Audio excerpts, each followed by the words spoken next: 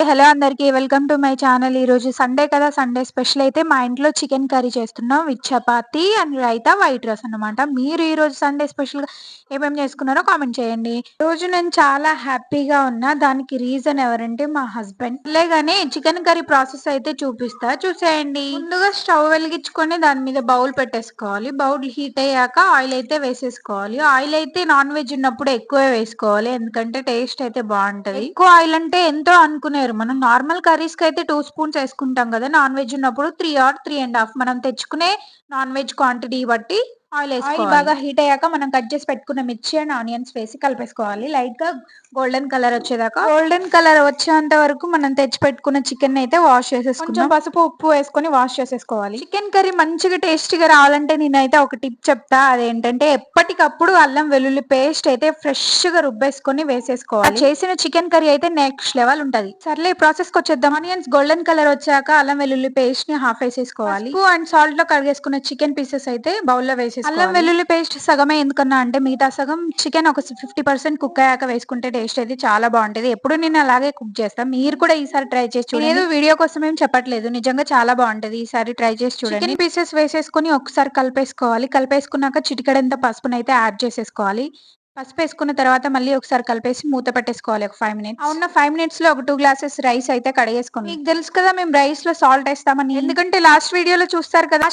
Last video ఏంటి, ఓ చూడనోళ్ళకి తెలియదు కదా, సో చూడనోళ్ళు ఎవరైనా ఉంటే వెంటనే వెళ్ళి చూసేయండి. నేను మా అత్తయ్య అయితే సర్లే, ఇందాక సగం అల్లం వెల్లుల్లి పేస్ట్ వేయాలన్నాం కదా, మిగతా సగం ఇలా 50% కుక్ అయ్యాక వేసేసుకోవాలి.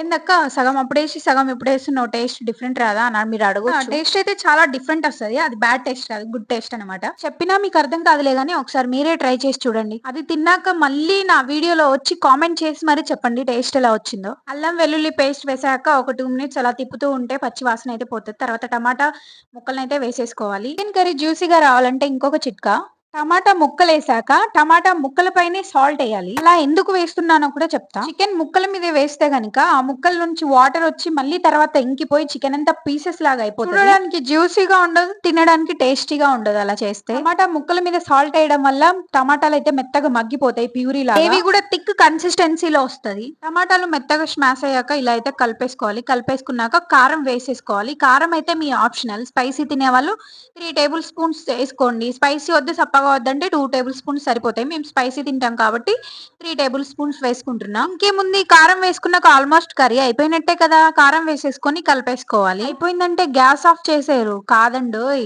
90% కుక్ అయింది, 90% అయిపోయిందని అర్థం. వెయిట్ చేయండి, ఇంకా 10% అయింది కదా. టోటల్ గా 100% కుక్ చేసి మీకైతే చూపిస్తా ఎలా వస్తుందో. నిజంగా నేను చేసే చికెన్ కర్రీకి ఫ్యాన్సే ఉన్నారు, నా డప్పు నేను కొట్టుకోవడం కాదండోయ్. ఒకసారి తిని చూడండి, మీరు కూడా ఫ్యాన్ అయిపోతారు. తిని చూడమన్నావు అక్క, అడ్రస్ ఎక్కడ పెట్టి వస్తా అనేరు. అడ్రస్ ఎందుకు దండగా, ఈ అక్క వీడియోలు ఉండగా. వీడియో చూసి నెక్స్ట్ మీరు నేను చేసిన లాగా చేసి చూడండి, టేస్ట్ చాలా బాగుంటది.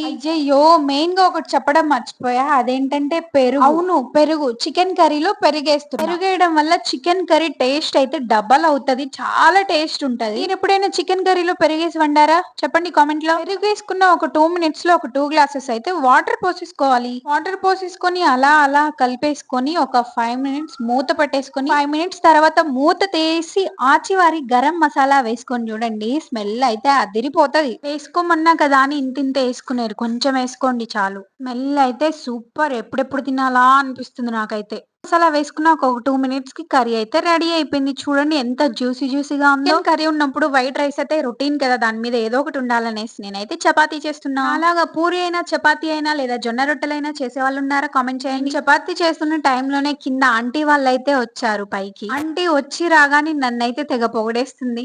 వంటలు బాగా చేస్తది, కర్రీస్ బాగా చేస్తది, చపాతీలు బాగా చేస్తుందని పొగిడేస్తుంది నన్ను ఆంటీ. ముద్దు కూడా పెట్టేసుకుంది చిన్నపిల్లలాగా. ఫైనల్ గా చపాతీ పిండి కలపడం కూడా అయిపోయింది. కలిపేసుకున్న చపాతీ పిండిని ఇలా రౌండ్ బాల్ లాగా చేసుకుని ఒక 10 మినిట్స్ అయితే పక్కన పెట్టేసుకుంటాం. అలా 10 మినిట్స్ పక్కన పెట్టేసుకోవడం వల్ల చపాతీలు అయితే మెత్తగా వస్తాయి. మినిట్స్ పక్కన పెట్టేసుకున్న పిండిని తీసేసుకుని చిన్న చిన్న ఉండల్లాగా కట్టేసుకుని పొడి పిండిలో అద్దేసుకొని చకచకా చపాతీలు వేసి టకటకా కాల్చేసుకోవాలి. అంతే, సో సింపుల్. చపాతీలు అయితే రెడీ అయిపోయినాయి. ఇప్పుడు నాలాగా టకటకా పని చేస్తారా కామెంట్ చేసి చెప్పండి. సరే కదా, నేను చపాతీలు ఎంత చకచకా చేశాను. ఫైనల్ గా నా చపాతీలు అయితే అయిపోయింది. కర్రీ వైట్ రైస్ చపాతీ అయిపోయింది. మెయిన్ గా కావాల్సింది ఏంటంటే పెరుగు చట్నీ. ఏంటి అనుకుంటున్నారా, అదేనండి రైతా. ఎట్లా ప్రిపేర్ చేయాలో చెప్తే వినండి. ఒక పెద్ద సైజ్ ఆనియన్ తీసుకొని 2 మిర్చి తీసుకొని సన్నగా తరుక్కొని దాంట్లో జీలకర్ర, ఉప్పు, పెరుగు వేసేసి బాగా మిక్స్ చేసేసుకోవాలి. ఇంతలా మిక్స్ చేసేసుకోవాలంటే నేను వీడియోలో చూపిస్తున్నా అంతలా మిక్స్ చేసేసుకోవాలి. మిక్స్ చేసేసుకున్నాక 2 గ్లాసెస్ అయితే వాటర్ తీసుకోవాలి. ఎక్కువ వేసుకోవద్దు.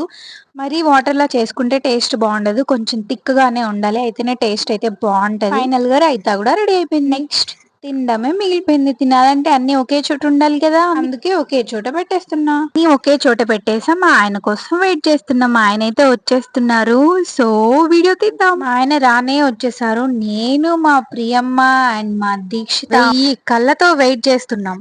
మా డాడీ ఎందుకు మ్యాథ్స్ వచ్చింది మ్యాథ్స్ అంటే మా డాడీ ఎందుకు నేను బాక్స్ వెళ్ళాడు మొత్తం అంతా నిమిషంలో హాయ్ అండి మా అంటే చికెన్ ఫ్యాట్ మమ్మీ చెప్పు డాడీకి బూ అని భయపడతా అని చెప్పు.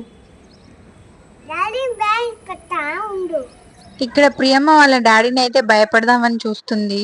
కానీ ప్రియమ్మ ప్లాన్ అయితే ఫెయిల్ అయిపోయింది. వాళ్ళ డాడీ భయపడలేదు. ప్రియమ్మ వాళ్ళ డాడీ వెనకనే పరిగెత్తుకొని పోతుంది. వీడియో స్టార్టింగ్ లో చెప్పాను కదా నేను మా హస్బెండ్ వల్ల హ్యాపీగా ఉన్నానని. అది ఎందుకో కాదు. సో ఈ రోజు మా ఛానల్లో మా హస్బెండ్ ఫేస్ అయితే రివీల్ చేసా. అందుకని హ్యాపీనెస్. ఈ చిన్న కుటుంబం చింత లేని కుటుంబం మీకు ఎలా అనిపించిందో కామెంట్ చేయండి. అందరూ ఒకే దగ్గర కూర్చొని లంచ్ చేస్తూ ఉంటే ఎంత హ్యాపీగా అనిపిస్తది కదా, ఒకళ్ళతో ఒకళ్ళు మాట్లాడుకుంటూ. 3 years కంప్లీట్ అయినా ఇప్పటి వరకు తినడానికి రాదు. మా చిన్న పాప చూడండి జస్ట్ 10 months. తన చేతితో తనే తినుకుంటుంది.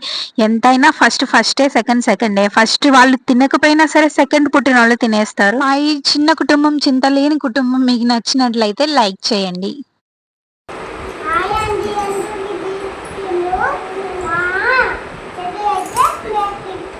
హ్యాపీగా లంచ్ అయితే కంప్లీట్ చేసేసాను. కానీ ఇప్పుడు వచ్చింది నాకు ఒక పెద్ద టాస్క్. అదేంటంటే మా ప్రియమ్మకి తినిపియడం. అస్సలు ఒక చోటు ఉండి తినదు.